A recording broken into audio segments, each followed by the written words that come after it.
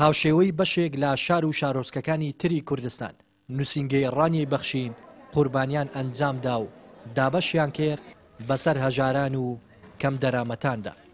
بەرپرسی بەخشین لە ڕانیە دەڵێت ئەم ساڵیش ژمارەیەکی زۆری هاوڵاتیان متمانەیان بە ئێمە بەخشی کە قوربانیان بۆ بکەین و ئەوانیش بە ئامانەتەوە کارەکەیان ئەنجام داوە بە شێوەیەکی تەندروست.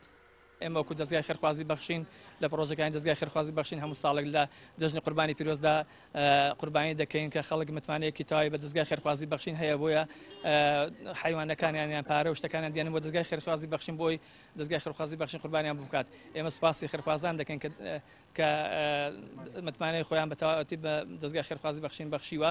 800 کیلۆ گۆشتی سافی بوو بەسەر 400 ماڵدا دابەشمان کردووە.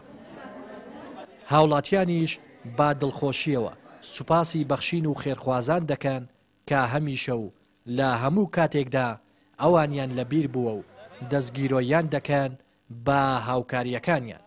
خوا خێرێوانش بنووسی و خوا خێر ئێوەش بنووسی و کە ئەمەیان وەبیرە و خوا خێری هەمووان بنووسی خوایە خوا پاداشتیان داتەوە کە ئێمەیان هەموو کات و ساتێک بەبیرە هەموو منداڵی بێباوکو و فەقیر و هەژاریان بەبیرە کاک مامەستا. خوایە ئەوەی کە یارمەتی هەتیمان دەدا یارمەتی بێباوکو و فەقیر و هەژاران دەدا خوایە بە ملیارە هار دینار بە ملیارە هار هەزاران قەرەبوو بکرێتەوە. خوا خێری هەموو لایەکیان بنووسێتن دەستگای بەخشین خوای گەورە پاداشتی دنیا قیامەتیان داتەوە ئینشاءڵڵا بە گۆشتی قوربانی بێ بە هەر شتێکی دیکە بێ هاوکاری منداڵانی بێباوکو و فەقیر و هەژاران دەکاتن. لە سنووری نووسینگەی بەخشینی ڕانیەدا بە هاوکاری خێرخوازان نزیکەی 800 کیلۆ گۆشتی قوربانی بەسەر نزیکەی 400 خێزانی کەم دەرامەت و هەژاردا دابەش کرا.